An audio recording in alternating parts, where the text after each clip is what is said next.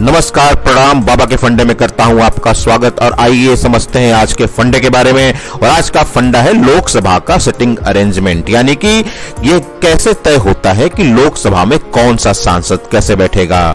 लोकसभा के चेंबर में 550 सदस्यों के बैठने के लिए सीटें लगाई गई हैं। सीटों को 6 ब्लॉकों में बांटा गया है और प्रत्येक ब्लॉक में 11 पंक्तियां हैं। ब्लॉक नंबर 1 जो कि स्पीकर के दाईं ओर है और ब्लॉक नंबर 6 जो स्पीकर के बाईं ओर है।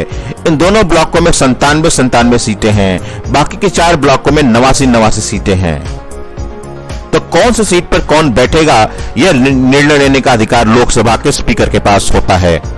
तो आइए समझते हैं कि ये किस फार्मूले पर तय होता है कि कौन सा सदस्य कौन सी सीट पर बैठेगा। तो वर्तमान में कुल सदस्यों की संख्या है 545। इसमें भारतीय जनता पार्टी के पास 303 सांसद हैं और कांग्रेस के पास 52 लोकसभा सांसद हैं। लेकिन लोकसभा में कुल 550 सदस्यों को बैठने के लिए सीटें लगाई गई हैं और सभी सीटों को 6 ब्लॉकों में बांट दिया गया है।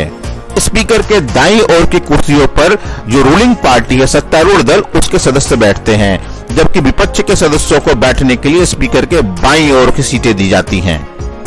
Rules of procedures and conduct of business के नियम 4 के अनुसार लोकसभा का स्पीकर यह तय करता है कि कौन सा सदस्य कहां बैठेगा। तो आइए समझते हैं कि सीटों का आवंटन कैसे किया जाता है। जिस पार्टी के पास 5 या उससे अधिक सीटें होती हैं, उनके लिए निम्न फार्मूले के आधार पर सीटों का बंटवारा किया जाता है। आपको ये फार्मूला स्क्रीन पर दिख रहा होगा। इस फार्मूले के आधार पर अगर हम आगे की पंक्ति में भारतीय जनता पार्टी के लिए आवंटित सीटों की संख्या निकालना चाहे तो मान लीजिए लोकसभा में बीजेपी के और उसके सहयोगी दलों के पास 350 सदस्य हैं और सभी ब्लॉक के फ्रंट सीटों की संख्या 20 है। तो एनडीए के सदस्यों के लिए फ्रंट सीटों की संख्या होगी 350 मल्टीप्लाइड बाई 20 और divided by 550 is equal to 13, यानी कि पहली पंक्ति में मौजूद 20 सीटों में से 13 सीटों पर एनडीए के ही सदस्य बैठेंगे। इसी फार्मूले के आधार पर केवल 52 सीटें पाने वाली कांग्रेस को भी पहली पंक्ति की सीटें आवंटित की गई हैं। बाकी पंक्तियों के लिए भी इसी फार्मूले का इस्तेमाल किया जाता है और जब सीटों का बंटवारा हो जाता है तो राजनीतिक पार्टी या गठबंधन समूह को इसके बारे में बता दिया जाता है।